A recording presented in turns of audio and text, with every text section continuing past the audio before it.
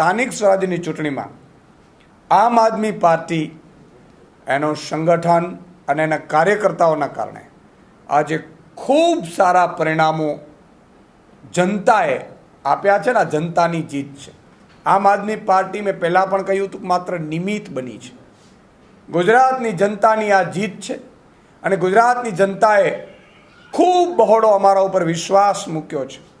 તાલુકાની સીટો, જિલ્લાની સીટો, નગરપાલિકાની સીટો, મહાનગરપાલિકાની સીટો અઢળક આવી છે અને એના કારણે ગુજરાતની જનતામાં આજે એક મેસેજ વયો ગયો છે કે હવે ગુજરાતની જનતાને વિકલ્પ મળી ગયો અને આમ આદમી પાર્ટી આ સ્થાનિક સ્વરાજ્યની ચૂંટણીમાં સેકન્ડ નંબર ઉપર ઉભરીને આવી છે.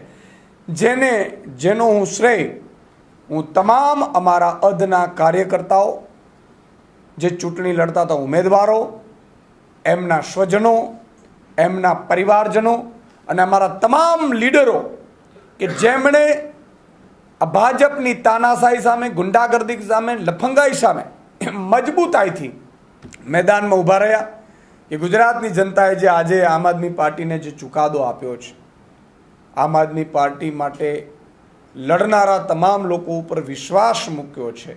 હું ગુજરાતની જનતાને આશ્વાસન આપું છું, જેટલા લોકો જીત્યા છે અને જે લોકોએ એમને જીતાડ્યા છે એમના માટે 5 વર્ષ સુધી અમે તમામ સ્તરે તમારા કામોની વાત હશે, તમારા માટે લડવાની વાત હશે, તમારા હક અને અધિકારોને લડવાની વાત હશે, આ તમામ યોદ્ધાઓ તમારી વચ્ચે રહેશે એની ખાતરી આપીએ છીએ. અમારા માટે રાજનીતિ એ ગુજરાતની જનતાની સેવા કરવાની છે. ગુજરાતની જનતાના હક અને અધિકારો બરકરાર રહે, લોકતંત્ર બરકરાર રહે, એના માટેની આ ચૂંટણી છે અને એના માટેની આ પાર્ટી છે.